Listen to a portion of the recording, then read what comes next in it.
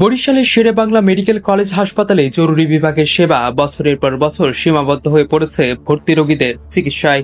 4 থেকে 5 ঘন্টা জরুরি চিকিৎসা সেবা নেওয়ার জন্য রোগীদের দিনকে দিন ওয়ার্ডে ভর্তি থাকতে হচ্ছে। ফলে ভর্তি রোগীর চাপ বাড়ায় চিকিৎসক ও কর্মীরা হিমশিম খাচ্ছেন। জরুরি বিভাগে নেই পর্যাপ্ত বেড, অক্সিজেন, জরুরি ঔষধ ও প্রয়োজনীয় যন্ত্রপাতি। অপারেশনের থিয়েটারেও নেই পূর্ণাঙ্গ সুবিধা। মাত্র 15টি পদের বিপরীতে কর্মরত চিকিৎসক সংখ্যা মাত্র 6 জন। একইভাবে নার্স থেকে শুরু করে তৃতীয় ও চতুর্থ শ্রেণীর কর্মচারীর সংকটও প্রকট। রোগীর স্বজনরা অভিযোগ করে বলেন, এখানে কোনো জরুরি রোগী এলে সঙ্গে সঙ্গে চিকিৎসা দেওয়ার মতো ব্যবস্থা নেই। ভর্তি না হয়ে জরুরি বিভাগ থেকে চিকিৎসা নিয়ে বাড়ি ফেরার সুযোগ কার্যত নেই। একটি পূর্ণাঙ্গ জরুরি বিভাগ প্রতিষ্ঠা এবং পর্যাপ্ত সরঞ্জাম নিশ্চিত করার দাবি জানিয়েছেন তারা।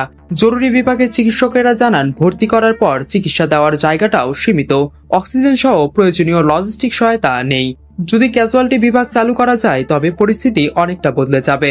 হাসপাতাল কর্তৃপক্ষ জানিয়েছে, জরুরি সেবা জোরদারে ক্যাজুয়ালিটি বিভাগ চালুর পরিকল্পনা রয়েছে। তারা জানিয়েছেন, মেডিসিন, সার্জারি ও গাইনি এই 3 বিভাগে আলাদা পর্যবেক্ষণ বেড চালুর উদ্যোগ নেওয়া হয়েছে। তবে বর্তমান সক্ষমতার অভাবে প্রতি 24 ঘন্টায় বিভিন্ন ওয়ার্ডে গড়ে 70 জন রোগী ভর্তি করতে বাধ্য হচ্ছেন জরুরি বিভাগের চিকিৎসকেরা।